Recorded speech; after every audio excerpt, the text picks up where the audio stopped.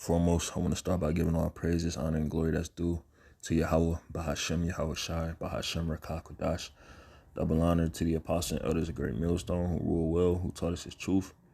Peace, blessings, salutations to all the hopeful like Akim scattered throughout the four corners of the earth, giving all diligence to make your calling and election sure. All right, it says Puerto Rico loses electricity as Hurricane Fiona looms off coast.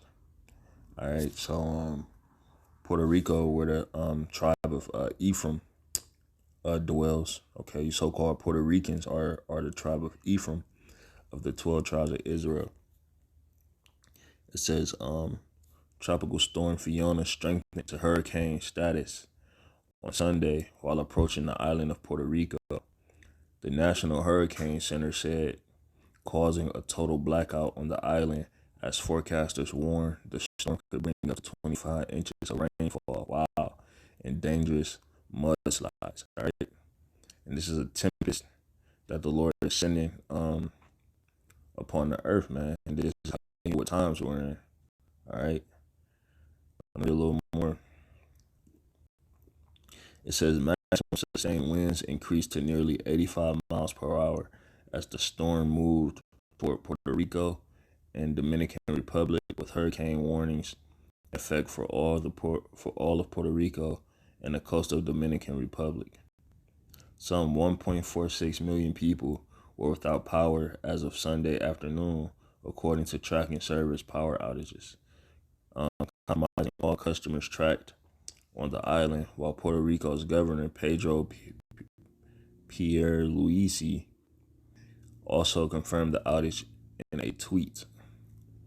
The hurricane was about 25 miles southwest of southern Puerto Rico city of Ponce as of 2 p.m. Sunday, and it is progressing west-northwest at a speed of roughly 8 miles per hour, according to the National Hurricane Center. The hurricane is expected to move near or over Puerto Rico Sunday afternoon or evening, and then toward the northern coast of the Dominican Republic Sunday night and Monday. The National Hurricane Center said. So this hurricane that's going through, man, it's targeting the tribes, man. Okay, because you so-called Dominicans, man, you're the 12 tribes of Israel too. All right, and this is a judgment from the Lord, man. This is a judgment from the Lord Yahweh Bashem Yahweh Shai, and this is how you know what times we're in. All right, because a hurricane alone doesn't tell you what time we're in. Things have been happening for a long time, but when you look at hurricanes plus all the other events that are happening in the earth, and you put them all together, then you start to understand that time that we're in. Okay, it says Amos 3:6, and this is just proving that this is the Lord doing this. It says, "Shall a trumpet be blown in the city, and the people not be afraid?" A trumpet is a warning, an alarm is being sounded. Okay, shall there be evil in the city, and the Lord have not done it? All right, that's a rhetorical question, one of the greatest questions ever. Shall there be evil in the city, and the Lord have not done it? Because the Lord, and that the Lord Yahweh Bashem Yahweh Shai controls things. Okay, and evil is just bad times, man. All right, the Lord controls these hurricanes, man, and he's targeting you tribes, man.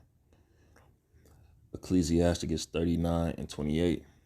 It says, "There be spirits that are created for vengeance." By who? The Heavenly Father. What are those spirits? Those spirits, the weather, man. These different tempests that come, hurricanes, windstorms, extreme heat, rainstorms, snowstorms.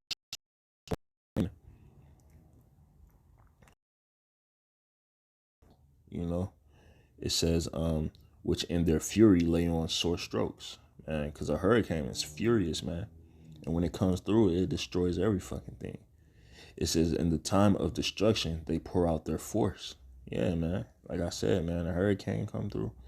That wind, that water coming off the ocean, man. Okay, it's terrible, man. The lightning is just terrible, man. In their fury, in the time of their destruction, they pour out their force, okay?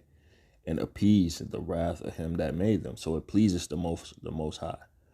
Okay, through his wrath, he uses these tempests, these spirits made for vengeance.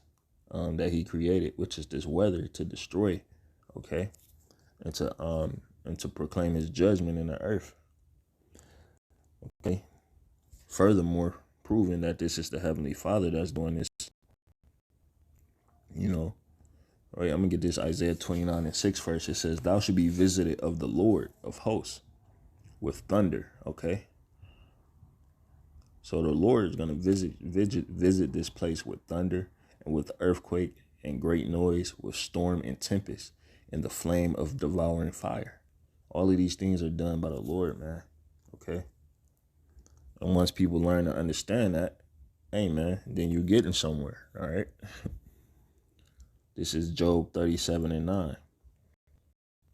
Further proving that the Heavenly Father controls all of these things. It says the tempest comes out from its chambers, and this is the New International Version. It breaks it down a little better. The tempest comes out from its chambers, right? Speaking on the hurricane, it says the cold from the driving winds, the breath of God produces ice, and the broad waters become frozen. All right. It says he loads the clouds with moisture. He scatters his lightning through them. At his direction, they swirl around over the face of the whole earth to do whatever he commands them. He brings the clouds to punish people or to water his earth and show his love. Right. So the Lord is a balanced power, man. He could use his the weather to punish you, or he could use it to water the earth, to take care of the earth, man. All right, and these hurricanes, they're being used to punish and destroy, man. All right, I'm gonna read that again, man. Job 37:9 in the NIV. It says the tempest comes from its chambers, the cold from the driving winds. The breath of God produces ice, and the broad waters become frozen. He loads the clouds with moisture. He scatters his lightning through them. Okay, the Lord loads the clouds up with moisture and scatters his lightning through them. Wow, that's beautiful. At his direction, they swirl around over the face of the whole earth to do whatever he commands them. He brings the clouds to punish people or to water his earth and show his love, man. So imagine when the Lord Yahweh Shai returns and he's entering the earth's atmosphere from the spiritual realm, man. How much shit is going to be popping off on the earth. It's probably going to be hurricanes happening, hailstorms, all type of apparitions, man. You know, because he's bringing a different type of energy with him, man, when he comes. You know, just a side thought. All right. So this is Luke 21 and verse 25. It says, "And there shall be signs in the sun and in the moon and in the stars, and upon the earth with distress of nations, with perplexity. The sea and the waves roaring," man. If the sea and the waves are roaring, what do you think they're going to do 9 times out of 10? They ain't just splashing back and forth like a little bird in a puddle, man. They roaring, man. It's going to be hurricanes, man. All right.